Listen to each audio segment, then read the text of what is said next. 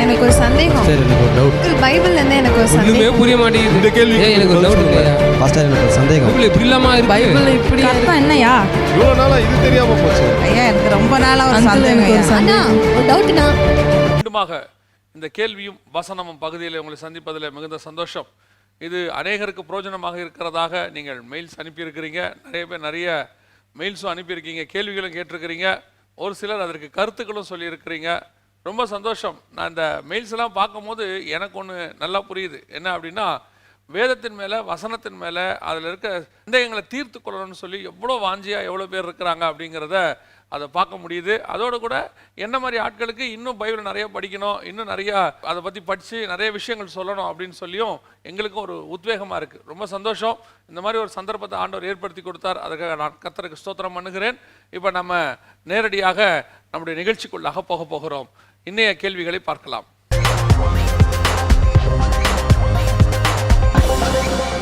இன்னைக்கு கேள்வியை நம்ம பார்க்கறதுக்கு முன்னாடி நான் ஒரு விஷயத்தை சொல்லிட்டு, அதாவது நான் ஏற்கனவே சொன்ன கேள்விகளுக்கு சிலர் சந்தேகம் கேட்டிருக்காங்க. ஒரு சந்தேகம், அந்த சந்தேகத்தை நான் சொல்லிட்டு இன்னைக்கு கேள்விக்கு நம்ம முதல் கேள்விக்கு போக போகிறோம்.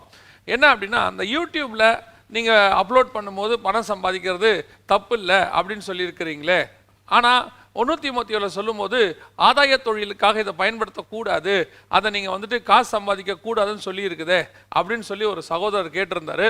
ரொம்ப அருமையான வேத வசனம், அதில் எந்த மாற்று கருத்தும் இல்லை. அதில் நான் என்ன சொல்லியிருந்தேன் நல்லா கவனிச்சு பார்த்தீங்கன்னு சொன்னால், ஊழியர்கள் என்னை மாதிரி ஆட்கள் அதில் நாங்கள் சம்பாதிக்கிறதில்லை, அதை நான் விரும்புறதில்லை. காரணம், அதில் நடுநடுவில் ஆடு வர்றதுனால அப்படின்னு சொல்லி. அதே நேரத்தில் முழு நேர ஊழியத்தில் இருக்க மாட்டாங்க. இவங்க எல்லாருமே ஒரு ஊழியம் பண்ணணும், பார்ட் டைமாக பண்ணணும்னு நினைக்கிறாங்க. அப்படிப்பட்டவர்கள் ஒரு சகோதரன் எங்கிட்ட சொன்னார், அண்ணன் நான் உங்களுடைய வீடியோஸ் எல்லாம் அப்லோட் பண்ணுறேன், ஆனால் அதில் வரக்கூடியதான காசுகளை எடுத்து நான் ஓல்டேஜ் ஹோமுக்கு இந்த மாதிரி ஆர்ஃபனேஜுக்கு தான் கொடுக்குறேன்னு சொன்னார். அந்த மாதிரி வர பணத்தை வச்சு ஊழியம் செய்யக்கூடியவங்க நிறைய பேர் இருக்கிறாங்க. எல்லாத்துக்கும் எண்ட் ஆஃப் த டே நம்முடைய இருதயத்தை தான் கர்த்தர் பார்க்குறாரு. நம்ம பணத்துக்காக ஊழியம் பண்ணுறோமா, அல்லது நம்முடைய ஊழியத்தில் வரக்கூடிய பணத்தை எடுத்து அதையும் ஊழியம் பண்ணுறோமா அப்படின்னு தான் பார்த்துட்டு இருக்கிறாரு. ஸோ இப்போவும் சொல்கிறேன், யூடியூப்பில் வரக்கூடிய பணத்தை அல்லது அது கூட வரக்கூடிய வருமானத்தை அவங்க சம்பாதிப்பதற்காக செஞ்சால், அதே வீடியோவில் அது கடைசியும் சொல்லியிருக்கிறேன், பணத்துக்காக செய்கிறவங்க இங்கேயே அவங்களுடைய பலனை அடைந்து முடிந்து விடுகிறார்கள் அப்படின்னு அதில் சொல்லியிருக்கிறேன். ஸோ ஊழியக்காரர்களுக்கு நான் சொல்கிறது பொருந்தாது. நாம் முழுக்க தேவனை சார்ந்திருக்கிறவர்கள். அதனால தான் சொன்னேன் ஏன் அளவில் அப்படின்னு நான் சொல்லியிருக்கிறேன். அதில் உங்கள் சந்தேகம் இதில் நிவர்த்தி ஆகிருக்கும்னு நான் நினைக்கிறேன். இன்னொரு கேள்வி இன்றைக்கி ஒருத்தர் கேட்டிருக்கிறாங்க, பழைய ஏற்பாட்டில் நீங்கள் நிறைய ரெஃபரன்ஸ் எடுக்கிறீங்க, இன்றைக்கி நடக்கிற சம்பவங்கள். இப்போ கூட நம்ம டுடே ஸ்பெஷலில் ஒன்று போட்டிருந்தோம், நம்ம வேகமாக மின்னலை போல பறக்கிறது அப்படின்னு சொல்லி நாகும் புஸ்தகம் 2ஆம் அதிகாரத்தில் இருந்து அப்படி போடுறீங்க நீங்கள். அப்போ பழைய ஏற்பாட்டு காலத்தில் நம்ம இருக்கிறோமா, புதிய ஏற்பாட்டு காலத்தில் நம்ம இருக்கிறோமா அப்படின்னு ஒரு கேள்வி கேட்டிருந்தாங்க. இது நீங்கள் கேள்வியாக பார்த்தீங்கன்னா உண்மையிலே ரொம்ப கன்ஃபியூஷன் மாதிரி தான் இருக்கும் நமக்கு. எப்படி இப்போ நம்ம பழைய ஏற்பாட்டில் இருக்கோமா, புதிய ஏற்பாட்டில் இருக்கிறோமா, பழைய ஏற்பாட்டு தான் யூதர்களுக்குன்னு சொல்கிறோமே அப்படின்னு சொல்லி கேட்டாங்க. நல்லா கவனிச்சிங்கன்னா, உலகத்தின் முடிவு வரை யூதர்களுக்கு சொல்லப்பட்டிருந்தது. ரொம்ப முக்கியம் அதான், உலகத்தின் முடிவு வரை யூதர்களுக்கு சொல்லப்பட்டிருந்தது. ஆனால் பிதாவினுடைய ஆதீனத்துக்குள் சபையின் காலம் மறைத்து வைக்கப்பட்டிருந்தது. அது பிதாவின் ஆதீனத்தில் இருந்ததாக இயேசு சொல்றார். அதுக்கப்புறம் யூதர்களுக்கு நடுவில் ஒரு சின்ன கேப், இயேசு கிறிஸ்துவினுடைய மரணத்தோடு கூட உயிர்த்தெழுதலோடு கூட ஒரு சின்ன கேப். இப்போ அந்த கேப்பில் தான் நம்ம இருக்கிறோம். இது பிதாவின் ஆதீனத்துக்குள் இருந்தது, இதை கொண்டு நாங்கள் நுழைச்சிருக்கிறார். இப்போ இதுதான் எக்ஸ்டென்ஷன் ஆயிருக்கு. இந்த எக்ஸ்டென்ஷன் திருப்பி அந்த இன்னும் ஒரு பகுதி யூதர்களுக்கு முடிய வேண்டியிருக்கு பழைய ஏற்பாடு. அந்த பழைய ஏற்பாடு திருப்பி ஜாயின் ஆகும்.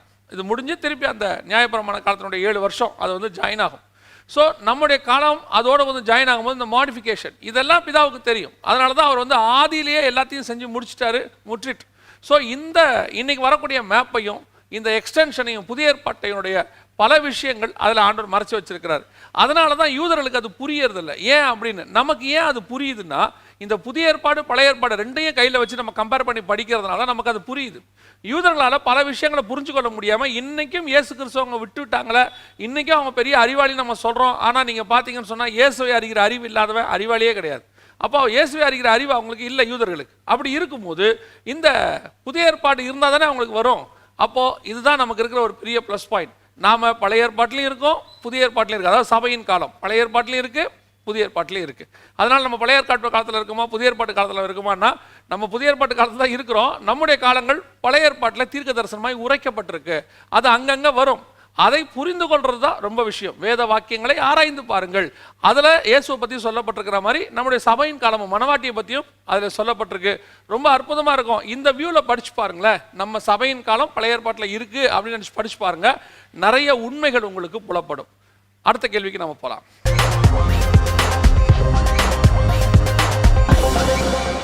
பைபிளில் தூதனானவர்னு பழைய ஏற்பாட்டிலலாம் வருது. அது இயேசு கிறிஸ்துவை தான் குறிக்கிறதா அப்படின்னு கேட்டிங்கன்னா நிச்சயமாக அது நம்முடைய ஆண்டவரை தான் குறிக்கிறது.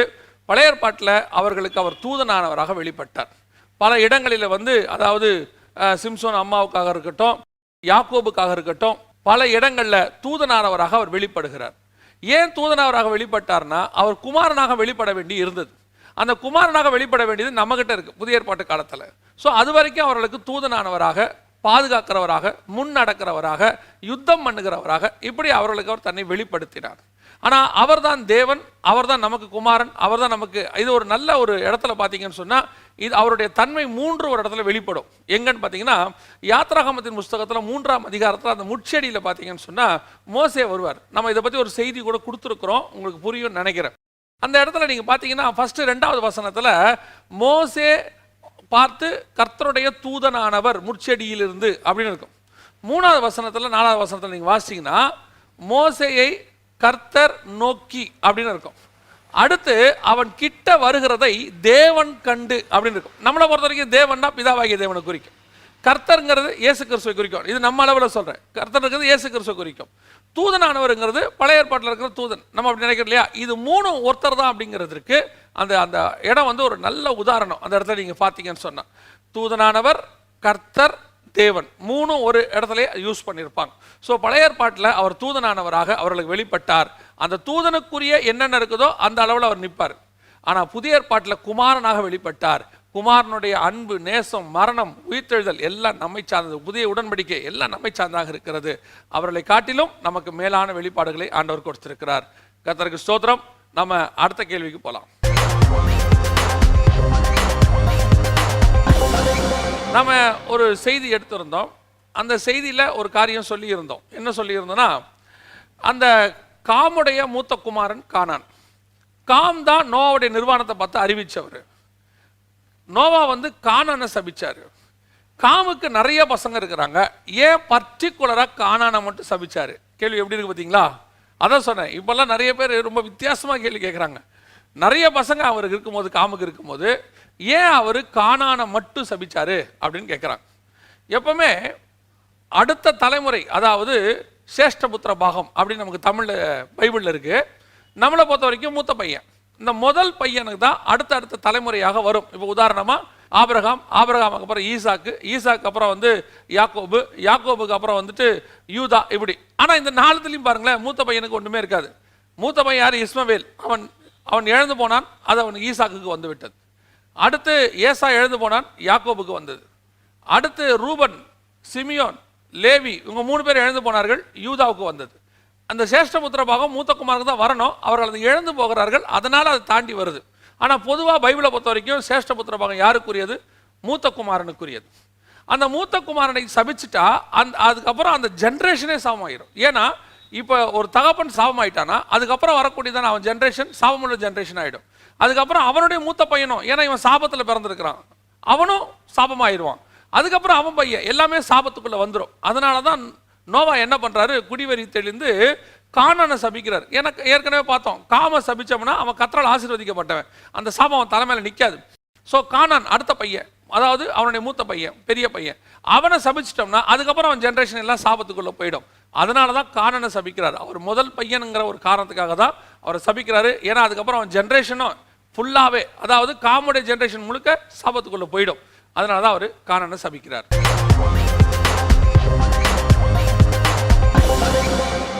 இங்கே ஒரு ப்ராக்டிக்கலான கொஸ்டின் ஒன்று கேட்டிருக்கிறாங்க. என்ன அப்படின்னா, ப்ரொடெக்ஷன் ப்ரேயர் பண்ணலாமா அப்படின்னு கேட்டிருக்கிறாங்க. ப்ரொடெக்ஷன் ப்ரேயர்னா என்ன முதல்ல அதை நான் உங்களுக்கு சொல்கிறேன், அதுக்கப்புறம் அதை பண்ணலாமா பண்ண வேணாமா அப்படின்னு பார்ப்போம்.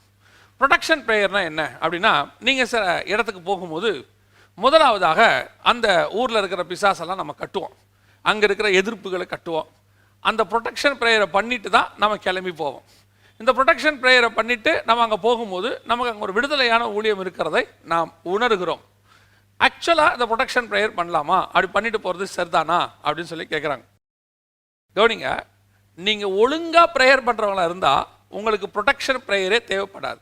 நான் இப்படி சொன்ன உடனே நீங்கள் தப்பாக போயிடாதீங்க. உடனே இவர் என்ன இப்படி சொல்கிறார், ப்ரேயர் வேணாங்கிறாரு. நான் நல்லா கவனிங்க, நீங்கள் ஒழுங்காக ஜெபிக்கிறவங்களா இருந்தால் ப்ரொடெக்ஷன் ப்ரேயர் தேவைப்படாதுன்னு சொல்கிறேன். ஏன் அப்படின்னு கேட்டிங்கன்னா, ஒரு கிராமத்துக்குள்ளே போகும்போது இயேசுவானவரோ அப்போஸ்தலர்களோ யாருமே அந்த கிராமத்தை கட்டி ஜெபம் பண்ணாங்கன்னு இருக்காது. அந்த கிராமத்தில் இருக்கிற பிசாசுகளை கட்டி ஜெபம் பண்ணாங்க அப்படின்னு பைபிளில் எங்கேயுமே இருக்காது. இவங்க எப்பவுமே ப்ரொடெக்ஷனில் இருந்தாங்க, எப்பவுமே ஜெபம் பண்ணிக்கிட்டு இருந்தாங்க, எப்பவுமே அவங்க கர்த்தருக்குள்ளே இருந்தாங்க. இப்போ யோசித்து பாருங்க, ஒரு கிராமத்துக்குள்ள இயேசுவானவர் போறாரு, ஒருத்தர் ஓடி வரான், பிசாசு பிடிச்சவன் நேராக ஓடி வரான், எல்லாரையும் அடிக்கிறான், உதைக்கிறான், இவர்கிட்ட வந்து பணிஞ்சு கொள்றான். இவர் என்ன ப்ரொடெக்ஷன் ப்ரேயர் பண்ணிட்டு அங்கே போயிருப்பாரு? பவுலும் அப்போஸ்தலனும் போறாங்க, பிசாசு பிடிச்சா போற அம்மா டெய்லி பின்னாடியே வருது. இவங்க என்ன ப்ரொடெக்ஷன் ப்ரேயர் பண்ணியிருப்பாங்க? இவங்க always protected by the prayer. எப்பவுமே ஜெபம், அந்த நேரத்துக்கு தான் ஜெபம் இல்லை, அந்த ஊழியத்துக்கு புறப்படும் போது ஜெபம் பண்ணுறது தப்பு கிடையாது. அப்போ தான் அந்த ப்ரொடெக்ஷன் ப்ரேயர். அதுவும் எனக்கு இதில் இன்னொன்று இருக்குது, என்னன்னு கேட்டிங்கன்னா, ஒரு சிலர்லாம் அந்த கிராமத்தில் இருக்கிற ஒவ்வொரு பர்டிகுலர் பிசாசியாக பேர் சொல்லி கட்டிக்கிட்டு இருப்பாங்க. இந்த பிசாசை கட்டுறேன், அந்த பிசாசை கட்டுறேன், அப்புறம் அதுக்கு ஒரு பேரை சொல்லி இதுக்கு ஒரு பேரை சொல்லி, அதுவும் இப்போ கொஞ்ச நாளாக என்னன்னு பார்க்கணும் கேட்டா, கிரீக்கில் இருக்கிற பிசாசுடைய பேரெல்லாம் எடுத்து அதெல்லாம் இப்போ கிரியை செய்து நம்ம அதை தனிப்பட்ட முறையில் கட்டணும். அப்படிலாம் ஒன்றுமே இல்லைங்க. இயேசு கிறிஸ்து எல்லா பிசாசையும் தான் ஜெயிச்சிருக்கிறாரு. நீங்களும் நானும் அந்த ஜெயிச்ச ராஜாவுடைய பசங்க. அவருடைய அதிகாரமாகிய நாமம் நம்முடைய கையில் இருக்குது.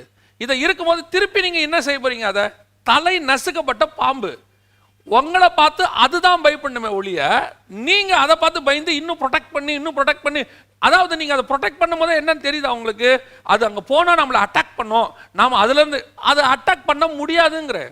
உங்களையும் என்னையும் தொடுவதுக்கு அதுக்கு அதிகாரம் கிடையாது. நாம வீக்கா இருந்தோம்னா, நாம எப்பவும் ஜபத்துல ஸ்ட்ராங்கா இருந்தோம்னா, ஆவியில நிறைஞ்சிருந்தோம்னா, நாம கர்த்தருக்குள்ள இருந்தோம்னா எதை பத்தியும் பயப்பட வேண்டாம். நல்லா யோசிச்சு பாருங்க, ஒரு வழியா சுடுகாடு வழியா ஒரு காலத்துல போறதுக்கு நம்ம எல்லாருமே பயப்படுவோம். மட்டன் சிக்கன் கொண்டு போகக்கூடாதும்பாங்க. கேட்டா அந்த பிசாசு கூடவே சாப்பிட வரும் அப்படின்னு சொல்லுவாங்க. இயேசுவை ஏற்றுக்கொண்ட பிறகு அந்த பயம் உங்களுக்கு வந்துச்சா? இப்பவும் சில ஆட்கள் போகாது, அதை விட்டுருவோம். இயேசுவை ஏற்றுக்கொண்ட பிறகு நமக்கு அந்த பயம் வந்துச்சா? அந்த பயம் இல்லை. ஏன்? எந்த பிசாசு எப்படிப்பட்ட பிசாசுன்னு ஒன்று வந்து எப்படி வந்தாலும் அதை பற்றி நமக்கு கவலையும் இல்லை. நம்ம பாட்டு நம்ம போயிட்டே இருக்கிறோம், அது நம்மளை ஒன்றும் செய்யாது. அப்படிதான் வசனம் சொல்லுது. அப்போ அந்த வசனத்துக்கு என்ன நம்ம ஒரு இம்பார்ட்டன்ஸ் கொடுக்கும்போது, நாம் அந்த ஆவில நிரம்பி இருக்கும்போது இது மேலே இருக்கிற எந்த பயமும் நமக்கு வராது. இல்லை நாங்கள் ப்ரொடெக்ட் பண்ணிட்டே போகிறோம் எங்கள் சேஃப்டிக்கு அப்படின்னு நீங்கள் சொல்லுவீங்கன்னா ஜெபம் பண்ணிட்டு போங்க. ஜெபம் தப்பே கிடையாது. ஆனால் எப்பொழுதும் ஜெபத்துக்குள்ள இருக்கணும், எப்பவும் ப்ரொடெக்ஷனுக்குள்ள இருக்கணும். நீங்கள் அந்த கிராமத்துக்கு போகும்போது தான் ப்ரொடெக்ஷன்னா, திரும்பி வரும்போது அடித்தா என்ன பண்ணுவீங்க? சாதாரணமாக ஹைவேஸில் போகும்போது என்ன பண்ணுவீங்க? அப்போ ப்ரொடெக்ஷன் தேவையில்லையா? நல்லா தெரிஞ்சுக்கொள்ளுங்க, 24 மணி நேரமும் எவனை விழுங்கலாமோ என்று பிசாசு வகை தேடி சுற்றிக்கிட்டே இருக்குது. நம்ம மேலே ஏற்கனவே ஒரு மிகப்பெரிய ப்ரொடெக்ஷன் இருக்கு. அந்த ப்ரொடெக்ஷன் இருக்கிறதுனால தான் இன்னும் நீங்களும் நானும் ஜீவனோடு கூடவே இருக்கிறோம். இல்லைன்னா இந்நேரம் நம்ம எல்லாரையும் தட்டி தூக்கியிருப்பான் அவன். கர்த்தருடைய கிருபை, அவருடைய பாதுகாப்பு நமக்கு இருக்கு. இதை நாம உணரணும்.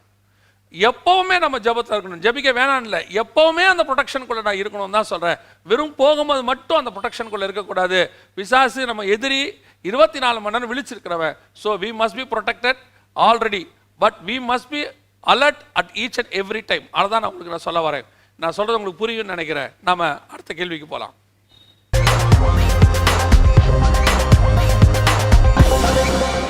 இவங்க என்ன கேட்டிருக்கிறாங்க அப்படின்னா, பழைய ஏற்பாட்டில் ஒரு லிஸ்டே கொடுத்துருக்காங்க மெயிலில். பழைய ஏற்பாட்டில் இன்னென்ன விதமான மிருகங்கள் சாப்பிடலாம், இன்னென்ன விதமான மிருகங்கள் சாப்பிடக்கூடாது அப்படின்னு சொல்லியிருக்கிறாங்களே. இப்போ இந்த முயல் பன்றியெல்லாம் சாப்பிடக்கூடாதுன்னு சொல்லியிருக்கும் போது நாம் சாப்பிட்லாமா? இப்போ நம்ம சாப்பிட்றோமே அப்படின்னு சொல்லி கேட்டிருக்கிறாங்க. கவனிங்க, இந்த சாப்பாடு சிஸ்டத்தை நீங்கள் கொஞ்சம் பார்த்தீங்கன்னா உங்களுக்கு அது கொஞ்சம் புரியும் நான் நினைக்கிறேன். முதல்ல சாப்பாடு சிஸ்டம் ஏதேனுக்குள்ள வெறும் பழம் மட்டும்தான். இப்போ அங்கிருந்து அவர் வெளியே வரும்போது அந்த சாப்பாடு சிஸ்டம் மாற்றப்படுது. என்ன மாற்றப்படுது அப்படின்னு கேட்டிங்கன்னு சொன்னால், நிலத்தின் பயிர் வகைகள், கிழங்கு வகைகள், இது எல்லாத்தையும் சாப்பிடலாம் அப்படின்னு சொல்லி வருது. இப்போ அந்த பழத்தை விட இது கொஞ்சம் ஹார்டான உணவு. இப்போ ஒருவேளை நான் சொல்றது உதாரணம், நம்மள மாதிரி ஆட்கள் அப்போ இருந்துக்கிட்டு, ஆண்டவர் ஆரம்பத்தில் பழம் தானே சாப்பிட சொன்னார், நீ எப்படி நிலத்தின் பயிரை சாப்பிடலாம், இது ஒரு சாப்பாடு அப்படின்னு நம்ம சொல்ல முடியுமா? இப்போ அதை சாப்பிட சொல்லியிருக்கிறது ஆண்டவர். அதே மாதிரி அந்த நிலத்தின் பயிர் வகை காலம் முடிஞ்சு, நோவா காலம் முடிஞ்சு, அந்த ஜலப்பிரளயத்துக்கு அப்புறம் 9ஆம் அதிகாரத்தில் கர்த்தர் சொல்ற வார்த்தை என்ன ஆதியாகமத்தில் பார்த்தீங்கன்னா, நீங்கள் இனி மாம்சத்தை புசிக்கலாம். நான் வெஜிடேரியன் அப்பதான் உள்ள வருது. ஏறக்குறைய 1700 வருஷம் கழிச்சு தான் ஆதாம் காலத்துல இருந்து நான் வெஜிடேரியன் உள்ளே வருது. அது வரைக்கும் வெஜ்ஜு தான். இப்போ நீங்க ரத்தத்தோடு புசிக்காதீங்க, நல்லா க்ளீன் பண்ணிட்டு நல்ல ஏன் இப்போ அந்த சாப்பாடு மாற்றப்படுது? உடனே அப்போ நோவா காலத்தில் இருக்கிற வீட்டில் இருக்கிறவங்க 8 பேரில் ஒரு 2 பேர், எப்படி நீங்கள் மட்டன் சாப்பிட்றீங்க? நம்ம இது வரைக்கும் வெஜிடேரியனாக இருந்தோமே, நீங்கள்லாம் அசுத்தமாக இருக்கீங்க, இதெல்லாம் சாப்பிடக்கூடாது அப்படின்னு சொன்னால், இப்போ கர்த்தர் தானே சாப்பிட சொல்லியிருக்காரு. அதை ஏன் சாப்பிட சொன்னாருங்கிறதுக்கு ஒரு விஷயம் இருக்கு. ஏதேனுக்குள்ள இருக்கும்போது அவனுடைய சாப்பாடு ஃப்ரூட் போதும். இப்போ பாவத்தின் சரீரம் வந்துருச்சு, அவன் வெளியே வந்துட்டான். இப்போ அவனுக்கு அந்த வேர்வெல்லாம் வரும், அதிகமாக அவனுடைய கலோரிஸ் எரியும். இப்போ அவனுக்கு இன்னும் பலம் தேவை, கொஞ்சம் ஹார்டான உணவு தேவைப்படுது.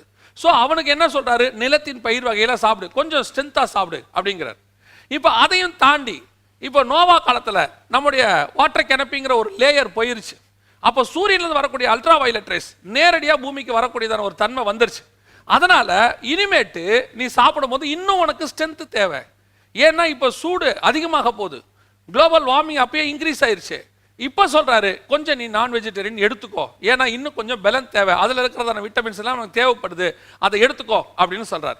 இப்போ அந்த காலத்தில் இருக்கிறவங்க, இல்லையே நம்ம பேழைக்கு வரத்துக்கு முன்னாடி வரைக்கும் வெஜ்ஜு தானே சாப்பிட்டுக்கிட்டு இருந்தோம், வெறும் நம்ம பருப்பு காய்கறி கீரை வகை தானே இருந்தோம், அப்படி இருக்கும்போது இப்போ நீங்க மட்டன் சாப்பிடலான்னு சொல்றீங்களே, கர்த்தர் இது வெறுக்கிறார். இல்லை, நோவா கிட்ட பிரமாணத்தை மாத்திட்டார், சாப்பிட சொல்லிட்டார்.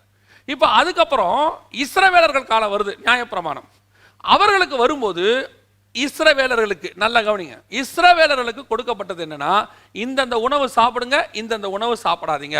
அவங்களுடைய சீதோஷ நிலைக்கு, அவங்க காலகட்டத்துக்கு, அந்த மிருகத்தில் இருக்கக்கூடியதான நன்மை தீமை எல்லாத்தையும் பார்த்து ஆண்டவர் அவங்களுக்கு ஒரு பெரிய லிஸ்டே போட்டு கொடுக்குறாரு லேவியராகமத்தில்.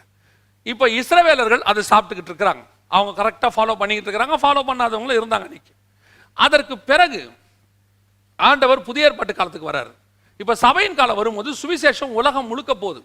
உலகம் முழுக்க போகும்போது இப்போ ஆண்டவர் சொல்றாரு, நீங்கள் சகலவற்றையும் அடித்து பூசிங்க, எல்லாத்தையும் சோத்திரத்தோட நீ எதை வேணாலும் சாப்பிடு.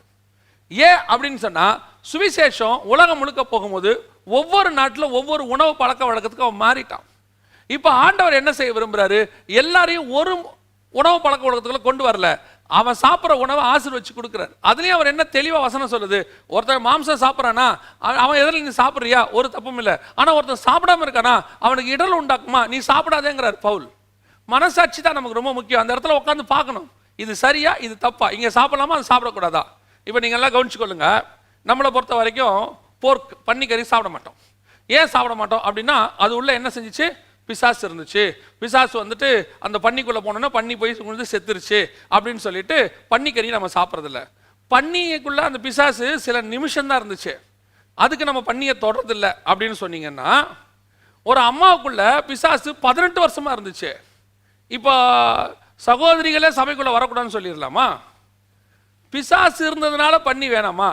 பன்னிக்கறியை யூதர்களுக்கு சாப்பிட வேணாம்னு சொல்லியிருக்கிறாரு. காரணம், அதில் இருக்கக்கூடியதான டேப்வாமுடைய பிரச்சனைகள் கொஞ்சம் இருக்குது, அது பாடிக்கு கெடுது, அதோடைய கொலஸ்ட்ரால் ஹை கொலஸ்ட்ரால் இந்த மாதிரி விஷயங்கள் இருக்குது. ஆனால் புதிய ஏற்பாட்டில் வரும்போது அதை ஆண்டவர் ஆசீர்வதிச்சு கொடுக்குறாரு, ஸ்தோத்திரத்தோட எல்லாத்தையும் சாப்பிடு அப்படின்னு சொல்லிட்டாரு. ஏன் அப்படின்னு நான் சொல்கிறேன்னா, சுவிசேஷம் எல்லா நாட்டுக்கும் போயிருச்சு. இப்போ நீங்கள் சைனாவுக்கு போயிட்டீங்கன்னா அவங்க யூஸ் பண்ணுறதே போர்க்காயில் தான் யூஸ் பண்ணுறாங்க, அவங்களோட சமையலுக்கே போர்க்காயில் யூஸ் பண்ணுவாங்க. ஜெர்மனி மக்களுடைய நேஷனல் ஃபுட்டுன்னே நீங்கள் சொல்லலாம். எதுன்னு கேட்டால் போர்க்கு. அவங்க போர்க்கு இல்லாமல் சாப்பிடவே மாட்டாங்க. இப்போ நம்ம என்ன செய்ய முடியும்? இப்போ நம்ம இந்தியாவிலே எடுத்துக்கொள்ளுங்க, நாகாலாந்து சைட்லலாம் நீங்கள் போயிட்டீங்கன்னு சொன்னால் அவங்க நாய் சாப்பிட்றவங்க இருக்கிறாங்க, பிலிப்பைன்ஸில் நாய்க்கறிக்கு சாப்பிட்றவங்க இருக்கிறாங்க. இப்போ நீங்கள் அவனுடைய உணவு பழக்கத்தை மாற்றுவீங்களா? இப்போ அவங்ககிட்ட போயிட்டு இல்லை நீங்கள் சாப்பிடக்கூடாதுன்னா, அவன் காலமாக 100 வருஷமா 200 வருஷமா 300 வருஷமா சாப்பிட்டுட்டு இருக்கிறான். பைபிள் சொல்லுது, ஸ்தோத்திரத்தோட எல்லா மிஷினரிகள் போகிறாங்க இங்கேருந்து, போயிட்டு அவங்க காட்டில் மிஷினரிகளாக போகும்போது ஆமை சாப்பிட்றவங்க இருக்காங்க, உடும்பு சாப்பிட்றவங்க இருக்காங்க. அவங்களுக்கு என்ன கிடைக்குதோ அதை அந்த மக்களோட உட்காந்து அவங்களும் சாப்பிட்றாங்க. சோத்திரத்தோட எதை வேணாலும் புசிக்கலாம், அடுத்தவனுக்கு இடரல் உண்டாக்காம. இப்போ நீங்கள் ஒருத்தன் போருக்கு சாப்பிட்றது பாவம், நான் சாப்பிட மாட்டேன் அப்படின்னு ஒருத்தன் ரட்சிக்கப்பட்ட ஆண்டவருக்குள்ளே வரவே இருக்கிறாரு, அவர் போருக்கு நான் சாப்பிட மாட்டேன் அப்படி ஒரு சமுதாயத்துக்குள்ளேருந்து வந்திருக்கிறாருன்னா அவருக்காக நீங்கள் சாப்பிடாமல் இருப்பது நல்லது. ஏன் இன்னைக்கு இந்தியாவிலே நிறைய பேர் மாட்டுக்கறி சாப்பிட மாட்டாங்க, அவங்க ஆண்டவருக்குள்ளே வர்றாங்க, அந்த கிராமத்துல இருந்து அவங்க வரும்போது அவங்க எதிரில் நீங்க மாட்டுக்கறி சாப்பிடாம இருக்கிறது தான் நல்லது. அது அவங்களுக்கு இடரல் உண்டாக்கும். இதைத்தான் நான் உங்களுக்கு சொல்ல வரேன். ஸோ சோத்திரத்தோட எல்லாம் நீங்க சாப்பிடலாம். புதிய ஏற்பாட்டில் அந்த பிரமாணம் இல்லை. ஆனால் அடுத்தவர்களுக்கு இடரல் உண்டாக்காம, அடுத்தவனுக்கு மனசு கஷ்டப்படுத்தாம, அவனுக்கு பிடிக்காதுன்னா உடனே அதைத்தான் செய்யறது. அவனுக்கு நான்வெஜிடேரியன் பிடிக்காதுன்னா அவன் எதிரில் உட்காந்து சாப்பிட்றது இல்லை. அவனுக்கு பிடிக்காதா பரவாயில்ல, விட்டுருங்க. விட்டுட்டு நமக்கு டைம் கிடைக்கும் போது நமக்கு சாப்பிட்டுக்க வேண்டியது.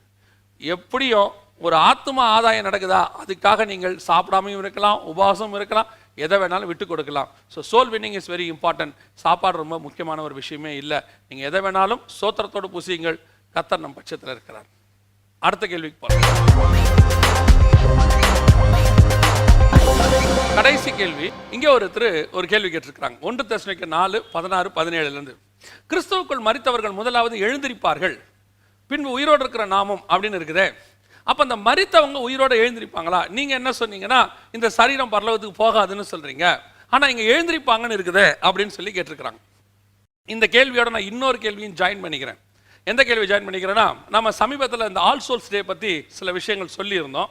அதுக்கு நிறைய பேர் சரின்னு சொல்லி மெயில் அனுப்பிச்சிருந்தாங்க. ஒரு சிலர் அதுக்கு அவங்களுக்கு கருத்து வேறுபாடு இருந்தது. அந்த கருத்து வேறுபாடை சொல்லியிருந்தாங்க. ஒரு சிலர் கொஞ்சம் கடினமாக சொல்லியிருந்தாங்க, ஒரு சிலர் கொஞ்சம் மிதவாதிகளாக சொல்லியிருந்தாங்க.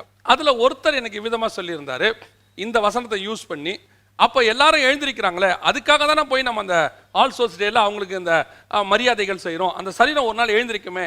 கொஞ்சம் யோசித்து பாருங்க, 2000 வருஷத்துக்கு முன்னாடி புதைக்கப்பட்ட அந்த பரிசுத்தவான்களுடைய சரீரம் இப்போவும் இருக்குமா மண்ணில்? அந்த எலும்புகள் எங்கேயாவது 1-2 இருக்கும், அவ்வளோதான். கொஞ்சம் யோசித்து பாருங்க. அதையும் தாண்டி எத்தனையோ பரிசுத்தவான்கள் நீரோ மன்னன் காலத்தில், ரோம காலத்தில், பார்ப்பரசர் காலத்தில் எரிக்கப்பட்டிருக்கிறாங்க, தீக்கிரையாக்கப்பட்டிருக்கிறாங்க. நம்ம ஸ்டெயின்ஸ் வரைக்கும் தீக்கிரையாக்கப்பட்டிருக்கிறாங்க. இப்போ இந்த பாடியெல்லாம் எப்படி வரும்? இதெல்லாம் எப்படி வருமா? கொண்டு வர முடியுமா? அதை விடுங்க. அடுத்து எத்தனையோ பரிசுத்தவான்கள் துண்டு துண்டாக வெட்டப்பட்டு மிருகங்களுக்கு இரையாய் போடப்பட்டிருக்கிறாங்க. மிருகங்களுக்கு இரையானாங்கன்னு 11ஆம் அதிகாரம் எபிரேயர் புஸ்தகத்தில் இருக்கு.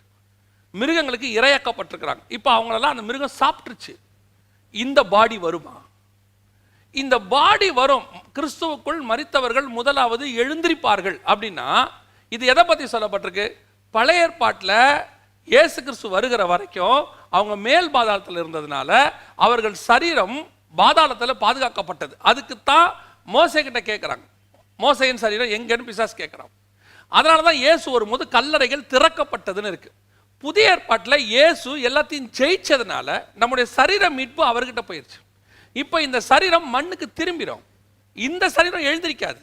இங்கே கிறிஸ்துவுக்குள் மரித்தவர்கள் முதலாவது எழுந்திருப்பார்கள்னு எதை சொல்ல வராங்கன்னா, இப்போ மரித்து போன பரிசுத்தவான்கள் பரதீசில் இளைப்பாரி கொண்டிருக்கிறாங்க. இப்போ ஒரு உட்கார்ந்து இருக்கிற ஆளு நம்ம வந்தோடனே எழுந்திருக்கிறாரு. அவர் தாங்க ஃபர்ஸ்ட் ஏஞ்சாரு. அப்படின்னா என்ன அர்த்தம்? நம்மளை பார்த்தோன்னே அவர் ஏஞ்ச உடனே அவர் முதல்ல ஏஞ்சி வராரு. அதை தான் அங்கே சொல்லுது, கிறிஸ்துவுக்குள் மரித்தவர்கள் முதலாவது எழுந்திருப்பார்கள். அவங்க பேரடைஸ்ல இருந்து ஃபர்ஸ்ட் ஹெவனுக்கு வருவாங்க.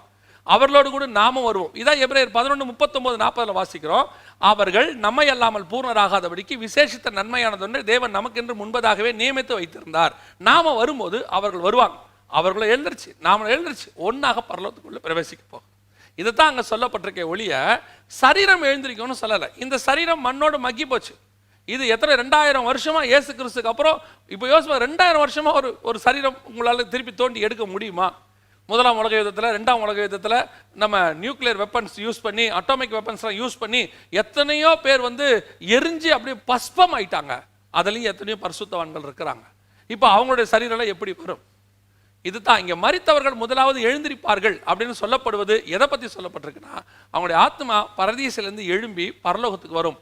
பின்பு உயிரோடு இருக்கிற நாமும் எடுத்துக்கொள்ளப்படுவோம், மறுரூபமாக பண்ண போகிறோம். நமக்கு இந்த மறுரூபம்ன்றது இன்னொரு சரீரம் அங்கே வைக்கப்பட்டிருக்கிற மாதிரி அந்த பழைய ஏற்பாட்டு பரிசுத்தவான்களுக்கு ஒரு சரீரம் கொடுக்கப்படும். இதுதான் அதோடைய ஆக்சுவல் சத்தியம், ஸ்பிரிச்சுவல் சத்தியம் இதுதான். மற்றபடி நம்ம சரீரம் வருவதற்கு வாய்ப்பே கிடையாது. 2000 வருஷமா எத்தனையோ சரீரம் போச்சு. 4000 வருஷமா, 5000 வருஷமா பரிசுத்தவான்கள் பைபிளில் உள்ளவங்களா மறிச்சு. யோசேப்பு கூட என்ன சொல்றாரு பாருங்க, எகிப்தில் மம்மிகள் பாடம் பண்ணப்படும். அப்போ கூட யோசேப்பு சொல்றாரு, என் எலும்புகளை எடுத்துட்டு போங்கன்னு சொல்றாரு. ஸோ அதனால இந்த சரீரம் நமக்கு எழுந்திருக்காது. இது மண்ணோடு மண்ணா போயிடும். நம்முடைய ஆவி தேவன் தந்த தீபம் அது அவர்கிட்ட போயிடும். இந்த ஆத்மா பரலோகத்துக்குள்ளே ஒரு மகிமையின் சரீரத்தை அது அடைய போகிறது தான் இதை சொல்லப்பட்டிருக்கு. கர்த்தருக்கு சித்தமானால் இன்னொரு கேள்வியும் வசனமும் பகுதியில் உங்களை சந்திக்கிறேன். God bless you.